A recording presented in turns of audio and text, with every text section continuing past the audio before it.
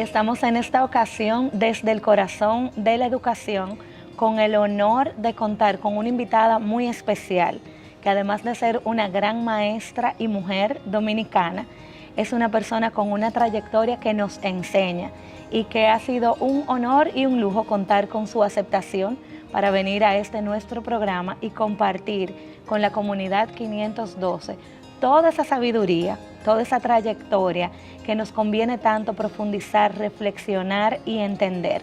A propósito del mes de marzo, donde haremos honor a la mujer, por el mes de la mujer, por la lucha de la mujer, pero sobre todo de manera muy especial por esos grandes aportes de la mujer a nuestra educación en República Dominicana. El día de hoy le damos la bienvenida a doña Argentina Enríquez. Muchísimas gracias, doña Argentina, por estar aquí con nosotros, con nuestra comunidad que escucha este programa y que se va a nutrir de una manera impresionante con esta conversación que vamos a tener el día de hoy. Muchas gracias y bienvenida. Gracias a ti por la invitación. Creo que tantos elogios me parece que son una bondad de parte tuya, que no es para tanto, porque lo que yo he hecho es hacer lo que debía hacer en cada momento, así es que, pero siempre dedicada a la educación. Así que por eso con gusto he querido compartir este espacio. Qué bueno, doña Argentina, y gracias por ese primer gran mensaje. Para nosotros, los que vemos su trayectoria y que somos apasionados de la educación, pues una trayectoria digna de admiración y de seguir. Y que usted nos recuerde que ha hecho lo que hay que hacer, también nos recuerda a todas las educadoras que estamos trabajando actualmente de la mano con usted y otro grupo de mujeres que trabajamos por la educación, que cuando se hace lo que hay que hacer y se hace con el corazón, las cosas tienen que salir bien, porque es una lucha incansable. Vamos a empezar por ahí la conversación. ¿Por qué usted, Argentina, eligió educación para dedicar los mejores años de su vida? Primero porque estudié, era la era de la dictadura de Trujillo. Yo soy de Santiago, todavía la madre maestra no se había fundado, solo estudiaba en universidad aquí en Santo Domingo y eran tiempos muy riesgosos. Entonces mi familia ni pensó en que pudiéramos venir a Santo Domingo. Además no teníamos muchos recursos como para venir a Santo Domingo, todo eso costaba mucho. Y sobre todo por el riesgo que representaba en la época de la dictadura. Mataron muchos jóvenes, amigos nuestros también. Entonces, por lo tanto, ahí estaba esa escuela de formación de maestros, la Félix Evaristo Mejía, y mi mamá lo pensó muy bien. Dice, Argentina, es mejor que tú estudies el magisterio y lo puedes estudiar aquí en Santiago. Y a mí me gustaba ser maestra porque yo conocí las teresianas, yo era de la misma zona donde está la escuela, y las veía a ella, eran mujeres muy extraordinarias, muy amables, muy atentas, muy sabias. Entonces eso a mí también me llamó la atención. Qué bueno, qué buena historia y qué bueno que menciona el instituto donde usted estudió, que actualmente ya es un instituto superior. Sí. Pero en esa época que usted menciona tan difícil y qué valiente, decidir por estudiar, decidirse por la carrera de magisterio a pesar de la crisis que había y de lo difícil que era vivir. A mí me alegra que usted lo mencione porque las generaciones de ahora creemos que estamos viviendo una crisis que nunca va a terminar. Sin embargo, ha habido tanta crisis en la historia de nuestra República Dominicana y cómo mujeres valientes pues han salido adelante. Y qué mejor forma de luchar contra una dictadura que con la educación, con formar a las personas de la mejor manera. Y que esa es la historia de República Dominicana. Menéndez y Pelayo dicen en el libro ese de los heterodoxos españoles, que él nos explica cómo República Dominicana sigue siendo república por todos los avatares de su historia.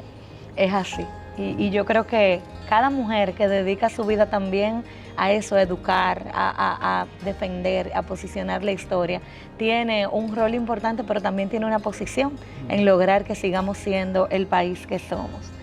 Y entonces, luego de hablar esto, doña Argentina, si usted se definiera en pocas palabras, Argentina la maestra, ¿quién es Argentina la maestra? Bueno, yo soy miembro de la institución teresiana porque me atrajo tanto las maestras de las escuelas normales que decidí, no solo por ella, por su modelo, sino por el pensamiento de Pedro Poveda, en esa época de la dictadura, a Trujillo se le ocurrió que se hiciera un concurso de maestros sobre el maestro, sobre qué es el maestro. Entonces en la Normal me escogieron a mí para que yo hiciera ese libro, ese discurso. Pero como había que decir Viva Trujillo al final, yo dije que yo lo hacía, pero no iba a decir ese discurso. Entonces profundicé en la pedagogía de Pedro Poveda y me fascinó. Entonces fue Pedro Poveda el que me atrajo a mí, su pedagogía, su modo de entender la vida, su modo de entender la iglesia, su modo de entender la sociedad. Qué bueno que usted nos comenta eso, doña Argentina, tener una inspiración y que de ahí en adelante uno haga el camino de la educación, sobre todo en términos de integridad, de ese valor tan importante de defender esos principios y esas convicciones. Yo escucho lo que usted comenta de ese discurso y el hecho de hacerlo como usted creía que era correcto y no como se mandaba en esa época, a mí me parece que ahora estoy hablando con una mujer, además de todo, muy valiente, porque no era cualquier persona que se atrevía a refutar ese mandato y qué bueno hacerlo de esa manera y qué bueno que usted tuvo esa oportunidad de acercarse a las teresianas, de conocer profundamente la pedagogía de Pedro Poveda y tener el apoyo en ese momento de poder continuar ese camino para que ese mensaje de las teresianas, de Pedro Poveda, no se quedara en ese tiempo, sino que hasta el día de hoy nos sirve a muchos de referencia y de inspiración en la educación. Y si habláramos, doña Argentina, de sus valores, cuando vemos cuáles son de todos los valores, que sabemos que usted tiene una canasta grande de valores, pero si usted tuviese que elegir esos valores que conforman su marca personal, ¿de cuáles valores podríamos hablar? Bueno, para mí son muy claros, es la justicia y el derecho de las personas, porque pienso que todos somos humanos y como humanos somos iguales, aunque esta sociedad no lo entiende, pero yo pienso que Jesucristo, que era el Hijo de Dios, vino, escogió 12 personas, de eso hasta uno le falló, entonces otros pensaban otras cosas. Entonces creo que uno tiene que vivir de lo que uno lo que le da sentido a su vida. Entonces, por lo tanto, para mí, el trabajar la educación es trabajar para que los maestros, los estudiantes, los padres, entiendan que son personas, que tienen derechos, que son sujetos de cambio, porque la vida humana es dinámica, entonces tú no eres siempre el mismo, tú cambias. Entonces, si se crean las condiciones para que tú puedas cambiar, la gente cambia. Yo tengo testimonios abundantes de eso. Entonces, por eso sigo creyendo en el cambio, en que la educación, entiendo la teoría de la reproducción de Bourdieu y Passerón, pero ellos como realidad, pero no como imposibilidad de que eso pueda cambiar, porque ahí está Gramsci, están toda la teoría crítica de la educación, que dice que la educación puede ser un dispositivo de cambio y de transformación. Solamente Cary Keynes, que tiene ese libro tan interesante sobre la teoría crítica, pero si tú reflexionas la práctica, si tú piensas lo que hace, porque la gente puede cambiar. Porque el problema de la educación ha sido que los maestros creen que ir a reproducir un texto, que eso es lo que critica Bourdieu y Passerón. Sí, no, la educación hay que pensarla, y hay que pensarla de acuerdo a la realidad que tenemos para transformar esa realidad que sabemos que es inadecuada, porque no nos humaniza, sino nos ha deshumanizado la sociedad. Y por lo tanto, vamos caminando no hacia la humanización, sino al retroceso. Y en la dinámica humana, el retroceso no es la meta, sino es el avanzar, el transformar, el innovar. Tú misma como cristiano es ser cada vez mejor persona. Los derechos humanos, ¿qué dicen? Es para que haya una sociedad de iguales entre todos. Entonces, por eso para mí la solidaridad, la justicia, la solidaridad es fundamental. ¿Por qué? Porque si el otro es humano como tú tienes también que ser solidarios con él. Y además, dice Levinas la otra cara del otro, el otro del nosotros, que él dice que en la medida en que yo miro al otro, amándolo, yo me reconstruyo en el amor. Y entonces hago que el otro también se vaya construyendo en el amor, porque somos complementarios. No somos sujetos, los humanos vivimos es en sociedad. Entonces, la interacción con los otros nos puede hacer peores, pero también nos puede hacer mejores. Entonces yo he escogido por el camino de lo que puede ayudar a que seamos mejores personas. Y que con eso también vayamos construyendo una sociedad. Entonces, por eso para mí es clave la esperanza, la compasión. Porque yo no puedo, el dolor del otro no me puede ser ajeno. Yo tengo que sentir que ese es humano como yo y que tiene tanto derecho como yo tengo. Y que si él, por la circunstancia que sea, está pasando situaciones difíciles, yo tengo que colaborar en hacer que él pueda superar eso. No puedo ser indiferente. Y esa es una de las prácticas del cristianismo, la fraternidad, es decir, el ser y la caridad que dice, el amar al otro como yo me amo a mí mismo. Y el modelo que tenemos los creyentes es que Jesucristo, ¿dónde terminó? En una cruz. Porque practicar el bien no siempre es simpático. Porque cuando el practicar el bien te obliga a salir de tu egoísmo, de ser nada más para ti, todo para ti, o para mis amigos, o para mis familiares. Pero nosotros no vivimos nada más que con la familia, nosotros interactuamos con toda la sociedad. Entonces ese bien no puede ser para un grupito, tiene que ser para todos, ¿no? Y por eso para mí la esperanza, la compasión, la cooperación es fundamental. Le comentaba antes de venir a esto, un pensamiento que han sacado ahora con motivo de la guerra de Ucrania, que dice María Montessori, que lo escribió, date cuenta, a principios del siglo XX, y decía ella que la sociedad habla de paz, pero refuerza es la competitividad entre las personas. Y dice, eso ya estamos educando para la guerra, porque es para la competencia entendida como en rivalidad, ¿entiendes? En ser más que el otro, en triunfar yo y no me importa que el otro no triunfe. Y Levinas, en el discurso de Levinas, eso disminuye a uno como ser humano. El de no le importarle que el otro es o ganar triunfo digamos, pisoteando al otro. Eso no es humano, dice Levinas. Entonces yo pienso, y Jesucristo eso fue lo que practicó. Él fue un profeta, todo el mundo decía, él habla como nadie en la vida ha hablado. Pero sin embargo, por la maldad que existe también en las personas humanas, porque en el Evangelio dice que hay tres grandes tentaciones: el placer, el tener y el poder. ¿Y qué nos pasa a nosotros? Que estamos llenos de esas tentaciones, locos por el poder.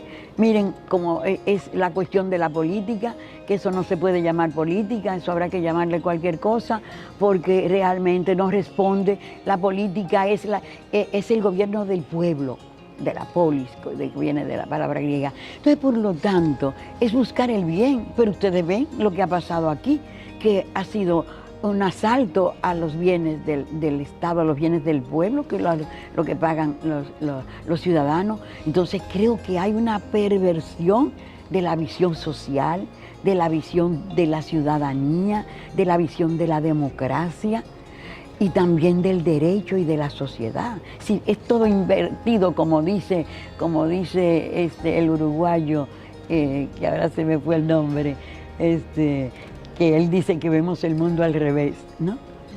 Correcto. Sí. Y a propósito de eso que usted comenta, que tengo muchas notas, la justicia, el derecho de los demás, pero sobre todo la esperanza y la compasión, esa solidez con que usted dice vivir para mejorar al ser humano, no solo para mejorarnos, sino para mejorar a todos los seres humanos que nos toca tener en el camino, y los maestros, las maestras, pues cuántos seres humanos tocamos a lo largo de nuestra trayectoria. Qué bueno tener la convicción de que estamos para eso y tener claridad de los valores que nos ayudan a llegar a eso, sobre todo. Usted menciona la esperanza y la compasión y menciona la guerra. Y no nos olvidemos de estos 2 últimos años que hemos vivido en medio de una pandemia. Pero también menciona lo importante que es tener los valores y ayudar a los otros a estar preparados para el cambio. Y qué oportunidad más grande hemos tenido en esta generación de cambio que el gestionar, enfrentar una pandemia, la incertidumbre que hay desde el día 1 de la pandemia.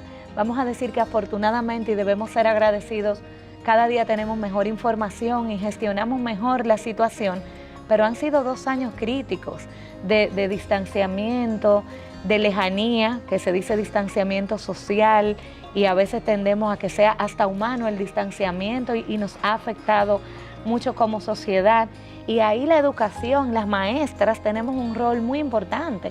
¿Qué está pasando con los niños, con las niñas, con este distanciamiento, con las familias, con la incertidumbre? Usted menciona los temas políticos que ha afectado tanto la economía de la familia dominicana también, que todo lo que teníamos y dábamos por sentado de un día para otro cambió. Y esa educación que transforma debe o debería habernos preparado para que ese cambio tan drástico lo pudiéramos gestionar de una mejor manera, pensando sobre todo en el ser humano y no en el tener, porque al final de cuentas ya nos dimos cuenta en estos 2 años que todo lo que teníamos cambió y todo lo que teníamos como claro se modificó de un día para otro. Dijeron, ya usted no sale para su trabajo, usted se queda en su casa. Los niños y las niñas duraron muchos meses sin ir a sus escuelas, cambian los hábitos, la familia toma un rol mucho más importante que el que habíamos evidenciado que tenía, porque es un rol del 100% del tiempo. ¿Cómo vemos esto ahora mismo, este cambio, esta presión que nos ha dejado la pandemia? Usted menciona la guerra. No obstante, estamos todavía gestionando la pandemia y además viene una guerra. ¿Cuál es el rol de una maestra? Yo quiero hablar hoy en femenino, de las maestras que somos la mayoría de nuestro sector educativo dominicano. ¿Cuál es el rol de la educación y por tanto el rol de las maestras, de los maestros, en este tiempo de cambio tan drástico que estamos viviendo? ¿Cómo nosotros aportamos a que ese cambio, en lugar de dejarnos estancados, estacionados, y en lugar de algo que usted dijo, muy sensato, doña Argentina, de echarnos para atrás, cómo la educación, con el rol de la maestra enfrente, en lugar de dejarnos estancados o echarnos para atrás, nos mueve hacia adelante? ¿Qué es lo que tenemos que hacer desde la educación, desde el corazón de la educación, para ayudar a nuestros niños y niñas en este momento de crisis?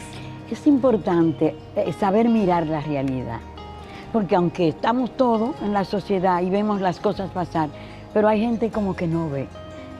Hay un libro de un portugués muy interesante que habla sobre eso, la ceguera, con la que ganó el premio ese Nobel de Literatura. Como si tuviéramos una capa en los ojos, que está la realidad ahí, pero no la vemos.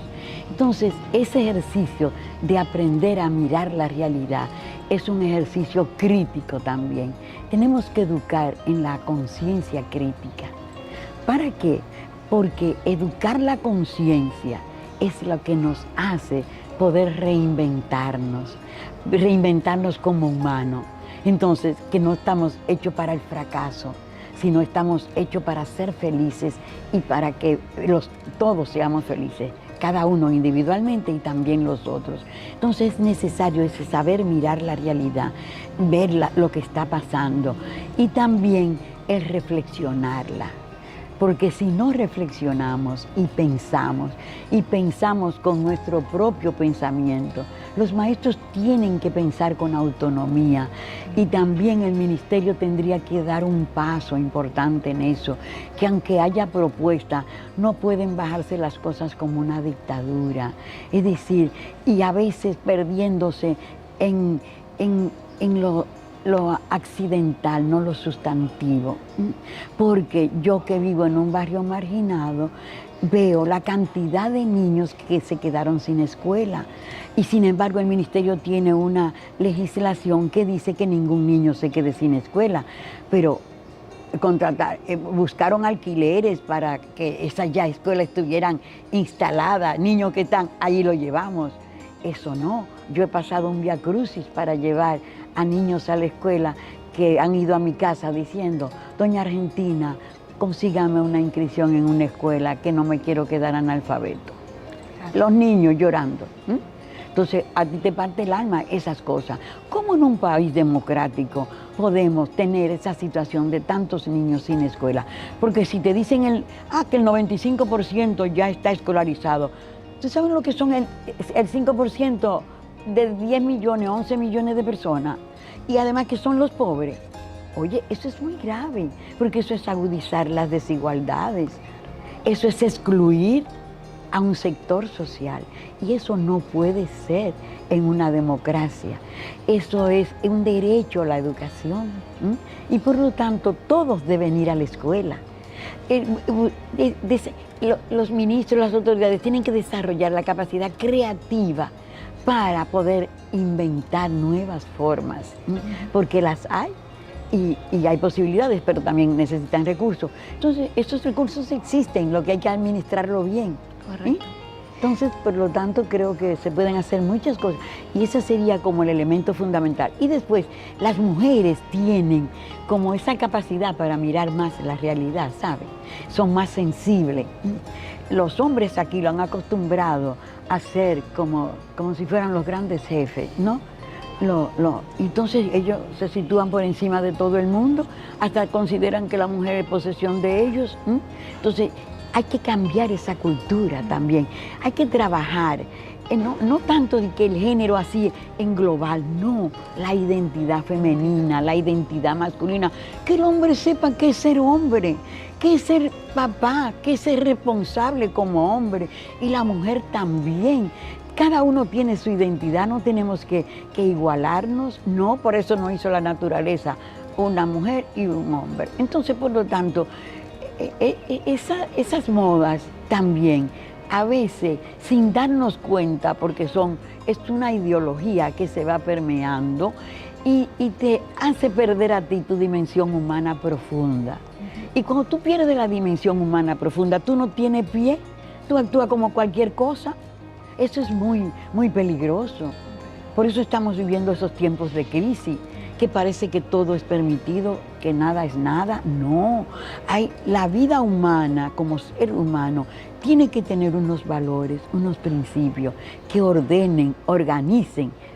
En la sociedad lo organizan las instituciones, pero en la vida personal lo organizan los principios y los valores. Claro, ¿no? Claro. Usted dice varias cosas que todo tiene una relación muy clara.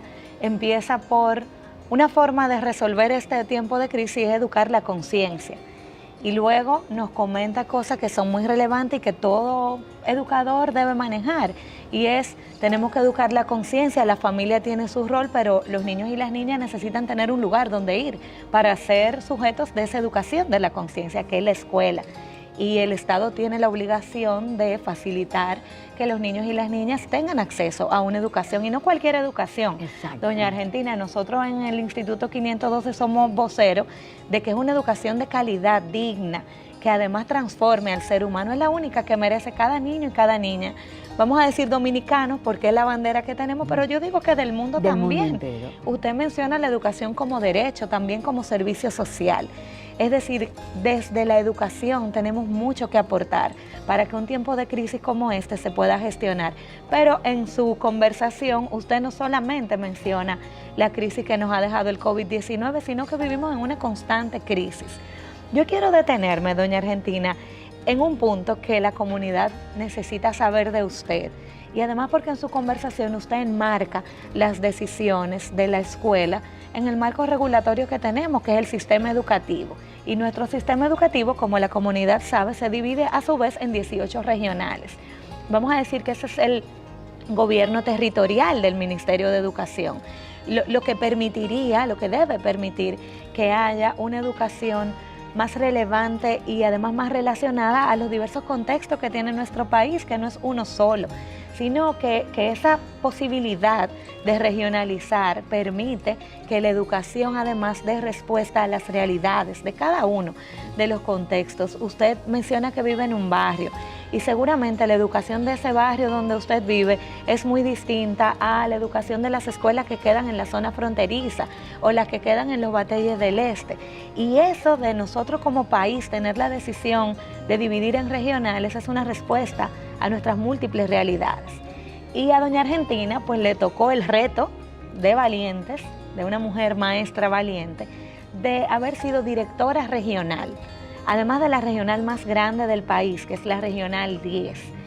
Cuéntenos de eso, doña Argentina, porque ese mensaje que usted nos va a dejar es un mensaje para cada grupo de maestras y maestros que están en cada regional de nuestro país, pero además de cada regional que el día de hoy ocupa el cargo que a usted le correspondió en algún momento.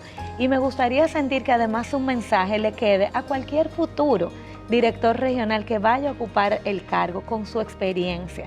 ¿Qué significó para usted ser una directora regional y cuáles fueron los principales aprendizajes y retos de ese periodo en su carrera de maestra?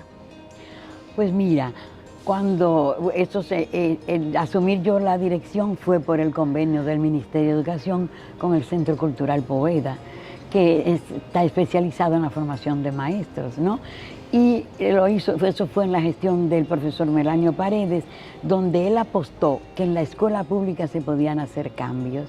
Nosotras también habíamos apostado por eso y por eso estábamos trabajando. Cerramos nuestro colegio, el Veritas, para trabajar con las escuelas públicas, porque pensábamos que necesitaban cambios. Entonces, cuando yo llegué a la regional, me encuentro con un grupo de técnicos bastante amplio, pero que cada cual estaba acostumbrado a que le bajaran una línea del ministerio para ir a hacer qué debía ir a hacer, sin prepararse para eso, sin nada, sin tener las competencias para eso. Entonces, lo primero que yo hice fue que nosotros empezáramos a reflexionar qué significa una regional en la educación de un país. Entonces empezaron a pensar cuál es el papel de la regional, cuál es su sentido, cuál es su función. Entonces, y una vez que dijimos cuál debe ser el papel, entonces pues vamos a ver cómo está la regional. Entonces se hizo como un autodiagnóstico de la regional. La hicieron los directores de distrito, los directores de centro, los técnicos, la hicieron. Y el resultado de ese autodiagnóstico es que la cosa estaba muy mal. Lo hicimos viendo las competencias que cada uno tenía y de acuerdo a eso, entonces empezamos un proceso de reflexión sobre lo que es las competencias de aprendizaje en la escuela de hoy. Y es un libro muy interesante que tiene una perspectiva muy innovadora. Hicimos eso porque veíamos también que los técnicos como que le faltaba pasar páginas para la izquierda. Entonces vimos que tenían que estudiar, reflexionar, hacer sus propias consideraciones y se organizaron en equipos por las competencias que tenían. Entonces se preparaba eso para poder actuar de manera que el hacer no fuera un hacer como sin reflexión, sin preparación, que cuando ellos fueran, porque hay una crítica que todavía existe de que muchos técnicos van y no aportan nada a las escuelas. Entonces dijimos, no, si hemos hecho un horizonte pedagógico para la regional, cuando ustedes vayan tienen que tener una palabra consistente que decir. El que es de matemática, en matemática, el que es de sociales, en sociales, el que es de lengua, en lengua, cada cual en el área que le corresponde. Y así, entonces ellos también iban haciendo el esfuerzo de que cuando fueran poder aportar, que los maestros vieran que habían aprendido, y además se creó todo un programa de formación que mensualmente teníamos formación permanente para los directores de distrito, los directores de centro y los maestros, ¿no? Excelente. Y por lo tanto, había un proceso de formación permanente que es el que debe tener la escuela. Toda escuela debe tener un programa de formación permanente. Y ellos lo cogieron eso como compasión. Y siempre, ¿sabe? No quiere decir que eso es unánime, porque somos así los seres humanos, pero el que, por ejemplo, se resistía un poco, porque eso es parte de la dinámica del cambio, no señalarlo, sino dialogar con él, ver, apoyarlo y ver cómo se podía ir incorporando según su situación, porque no podemos pedir más allá de lo que pueda, no somos Dios para pedir lo imposible. Y creo que eso marcó mucho la regional, porque ya había una impronta de que no podemos hacer las clases rutinarias. Las clases, las paredes estaban limpias, dijimos, esas clases, ¿qué le dices? No enseñan nada. La escuela las aulas tienen que estar llenas de las producciones de los estudiantes y tienen producciones además que tengan sentido para ellos. Entonces cambiaron las imágenes de las clases, se elaboraron bolsas de biblioteca del aula, que eran muy bonitas, también hechas de material económico, pero con gusto, y todo eso. Sí, se cambió la visión del aula, la visión de la escuela, los recreos también. Trabajamos con la OEI en un programa que ellos tenían para los recreos y para los juegos que fueran educativos, no juegos violentos. Y cambió ese panorama. Se hicieron círculos de lectura para los estudiantes que quisieran y en las escuelas, y tú lo veías que a veces niños que eran muy lectores, en el recreo era un grupito leyendo porque estaban interesados en leer. Es decir, cambió el panorama de la escuela. No quiere decir que no hubo problema, como comprenderás, con el sindicato, que a veces hay mentes que no tienen clara la función de una organización educadora de la sociedad civil, pero digamos que también había condiciones económicas todavía muy débiles. Hoy el maestro gana mucho más dinero, ha mejorado sus condiciones de vida. En el momento en que yo entré era muy bajo.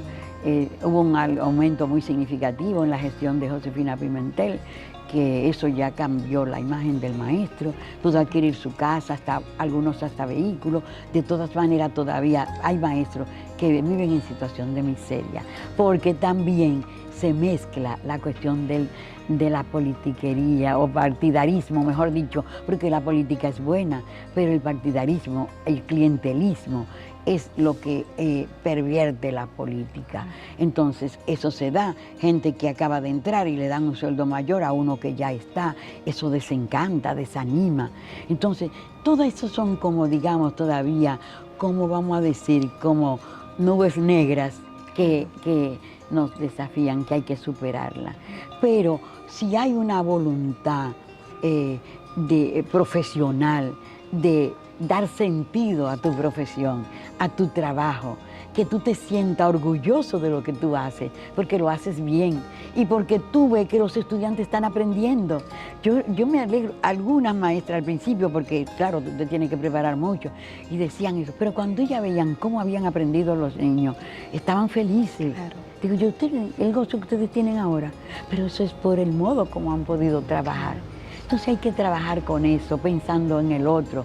El maestro tiene que pensar que el niño, el joven, el adolescente, son los sujetos, la razón de ser de su trabajo, y que su reto está en que ellos logren que esos estudiantes les encante estudiar, le encante aprender, le encante investigar. Correcto. Entonces para eso hay que organizar el aprendizaje como investigación, que esa fue otra de las cosas que hicimos en la regional con los proyectos participativos de aula, que se pueden llamar aprendizaje por descubrimiento, proyecto de trabajo, como usted lo quiera llamar, pero que sea investigación, porque los niños ya aprenden a investigar desde chiquito. Claro. Qué interesante todo eso que usted cuenta, porque cuando uno asume un reto tan grande, que amerita tanta valentía, pues uno cree que es imposible y que es imposible lograr cosas, pero usted empieza contando todos los logros y al final dice fácil no fue, porque tenemos que estar claros que hay barreras. Sin embargo, el mensaje que queda es que sí se puede, pero usted dice algo que cada director regional, director distrital también, tiene que tener muy claro, y director de escuela, que es como toda la estructura del territorio escolar, tiene que tener muy claro qué es la misión que tiene, que es ese niño, esa niña como ser humano y la garantía de su experiencia, vamos a decir la experiencia de aprendizaje. No solamente que aprenda, porque no somos máquinas, es cómo aprendemos en el entorno y cómo nos construimos a través del aprendizaje. Yo creo que le da esperanza su mensaje a los actuales directores regionales, distritales y de centros educativos en todo el país, pero también la ilusión de que otros que no han accedido a posiciones como esa también se atrevan y sepan lo importante y el cambio que se promueve a través de ser el líder de una escuela, de un grupo de escuelas o de un grupo mayor de distritos, como es el caso del director regional. Qué bueno que dejemos este mensaje, doña Argentina, a la comunidad. Yo diría de que sí se puede y de que el rol muy valiente amerita la convicción de para qué estoy ahí. Y luego de saber para qué, usted dijo una clave que yo quiero recordarla, y es que usted no partió de lo que usted traía como nueva directora regional, sino que usted comenta que usted fue a hacer una especie de diagnóstico, a ver qué era lo que cada quien traía para aportar. Y sin darse cuenta usted nos dijo un truco y dijo clasificó dependiendo de las competencias que cada quien tenía. Y cómo a partir de ahí, entonces, vamos a decir, la magia se dio. La gente dice, ay, qué suerte tuvo doña Argentina, pero esa suerte significa un trabajo arduo y muy bien pensado, en donde cada quien, y usted llegó convencida de que cada quien tenía algo que aportar, y ese es el mensaje. También para los directores de escuela, cada niño, cada niña, cada maestra, cada maestro, pero también las familias tienen algo que aportar. Y es muy importante el saber que uno como director de escuela, como director del distrito o de la regional es un servidor. No es alguien que tiene una posición por encima de nadie. Exacto. Alguien que está para servir. Y para servir tal vez a la misión más importante. Una buena escuela en una comunidad es una buena comunidad. Transforma la comunidad. Transforma la comunidad. Es el eje, la columna vertebral de la comunidad. Yo creo que debemos saberlo y reconocerlo. Y de hecho, cuando uno se levanta todos los días a trabajar por la educación, recordar eso, que lo mucho o lo poco que hagamos bien hecho y bien dirigido a la educación es un cambio para la persona, para la comunidad y para el país, porque la suma de todo es el cambio para el país. Para ir casi terminando, doña Argentina, y a propósito de que estamos en el mes de marzo, elevando lo que ha sido esa valentía de la mujer dominicana, de la mujer por la educación dominicana, yo quisiera que usted nos cuente de una mujer que haya sido importante en su vida, que haya sido relevante, que le haya marcado quién es usted el día de hoy. Bueno, yo no podría hablar de una sola, porque, ¿cómo te voy a decir? A mí me gusta mirar la gente que ha pensado siempre en que las cosas pueden ser mejores. Mi primer modelo, podríamos decir, como creyente es la Virgen María. Y como comprenderá, estamos personalmente a años luz de ella. Pero de todas maneras, justamente decía otra compañera de nosotras, que fue colaboradora de Pedro Poveda, que hay de aquel que hasta en aspiraciones se contenta con poco. Entonces tenemos siempre que aspirar a lo más.